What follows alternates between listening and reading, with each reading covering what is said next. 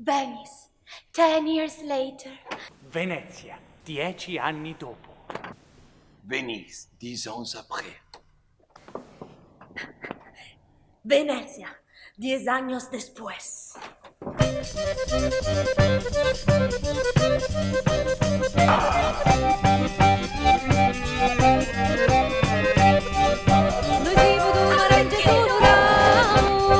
Arlecchino Furioso è uno spettacolo di commedia dell'arte che ripesca a piene mani dalla tradizione italiana del teatro popolare, quindi di questa forma di teatro nata nella metà del Cinquecento che vedeva il mestiere dell'attore diventare quindi una vera e propria professione. È uno spettacolo proprio classico che vede appunto improvvisazione, vede duelli, pantomime. È un gioco scenico vorticoso che in un'ora e mezza racconta insomma le avventure di questo povero Arlecchino che diventa furioso per amore.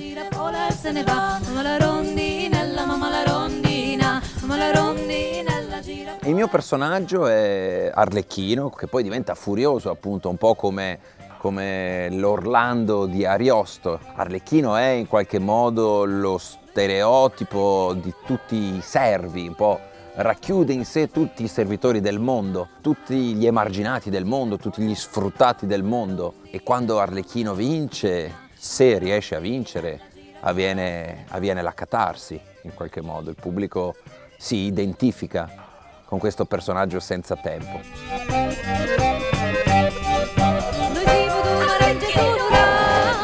Io in particolar modo sono un'innamorata, quindi gioco sugli estremi del sentimento. L'amore è puro, totale, l'odio è totalissimo, l'arrabbiatura è viscerale e è questo quello che mi diverte di più della mia innamorata. Io non avevo mai fatto un'innamorata in vita mia.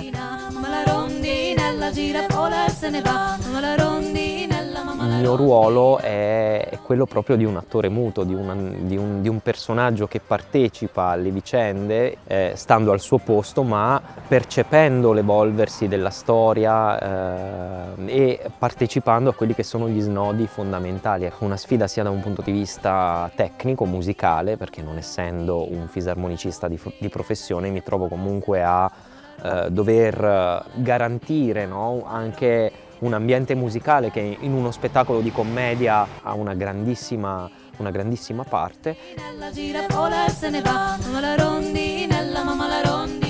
Questo è proprio un ritorno alle origini, a quello che è l'essenza, secondo noi, del teatro e quindi la commedia dell'arte. C'è un momento che mi piace, che trovo bello sia per me che per il pubblico, è il momento in cui c'è la dichiarazione d'amore mia all'innamorata, a Isabella. È un pezzo tratto dal Cyrano de Bergerac. Dopo tutto il divertimento, dopo tutto il caos creato da Arlecchino, questo è un momento in cui si tira il freno a mano, in cui si respira e in cui si gode un po' più la parte poetica, la parte seria. E per me come attore comico, è un momento in cui mi metto alla prova anche con il teatro serio.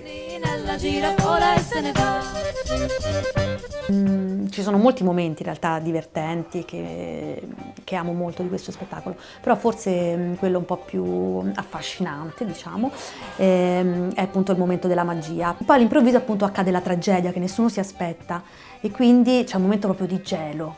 E io che sto dietro, no? Io assisto anche io da dietro a questo momento, lo sento molto forte.